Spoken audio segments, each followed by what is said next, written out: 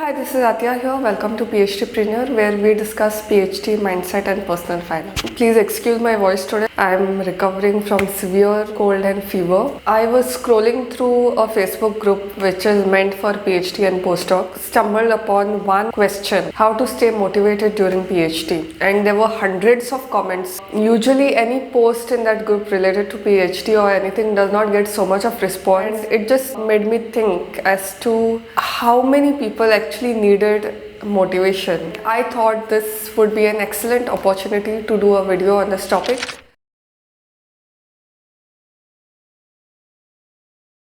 There is so much of fear and frustration, and there are different assumptions related to PhD. Sometimes the confusion alone leads to loss of motivation. There is one thing to note over here, that not every time of the day and not every day you can be motivated. It is just not possible to be motivated all the time. The demotivation occurs mostly from how you are perceived by your supervisor or how you are perceived by your peers. Now, one thing I would like to say is that you are not your results. The result is not in your hand. Whatever experiment it is, whether it is wet lab work or dry lab work or any kind of field work, even if you try to follow the protocol to the T, devise something that you think may work in your favor, but at the end of the day, let's accept it, the result is not in your hand. I think it is high time to stop basing our worth based on results. Earlier, when anyone used to question about my results, I used to really feel guilty and embarrassed about how I would be perceived as a student. If anyone can clear 1 year of PhD, that itself proves the worth of that student. You don't even need to finish your PhD. When you try to base your worth, your success based on your results, your self-esteem and confidence will cycle similar to that. Okay, if you get results, your confidence will be high. If you do not get results for the experiment, your confidence would be low, and that will affect the way you show up for your work. PhD is not a matter of 1 day or 6 months. So if you don't get result today, you will get it tomorrow. It's your PhD. You take control of it. Sometimes there is a possibility that you will get overwhelmed to such an extent that you may not feel like doing anything. The best thing to do is to break it into small steps. Whenever I had to do a complex experiment that was frustrating and I didn't want to do, so I would just put the first step as look at the location of the instrument. Say suppose the experiment involves titration. For titration, there is something called as burette. So I would just write my first step as find out the location of burette. And this was so easy that I could do it in few seconds. The instruments and everything, these are kept at a designated place. So you are giving the signal to your brain that this task is easy. Starts creating that momentum that is required to complete the entire task. Our mind has the tendency of exaggerating everything. Say something does not mean it is it. When you are going to start the experiment, you always have that feeling that experiment may not go your way, it is tough, you may have to ask help from some people whose faces you don't want to see. But actually when you start, your inhibitions and your phobia slowly decreases as you move, as you get into the groove of work. So why does that happen? Because before doing something, there is some kind of resistance and your mind has already exaggerated this thing, this small to this large. So whenever there is any kind of negative thought or any kind of negative situation, you can try to assess, is it the reality or is your mind trying to show you its side? Anyone who has a hierarchy will gossip. This happens irrespective of the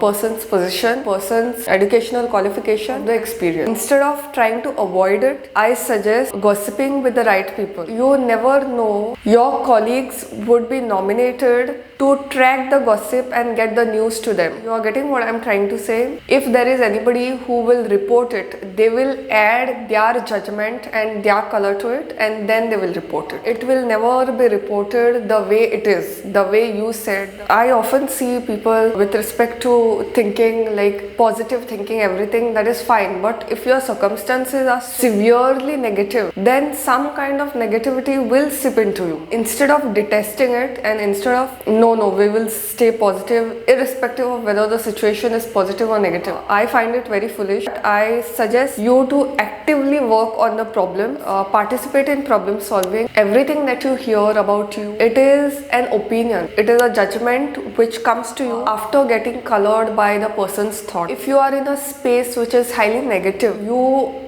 don't feel that you get what you deserve. PhD is there, get something else in place. I have done a detailed video on what is that something else, so I suggest you watch that video. Now that we have cleared some of the things and some realization with respect to mindset, the things that you need to keep in mind, so let's move to practical strategies. See how you can implement all that I've said now in practice.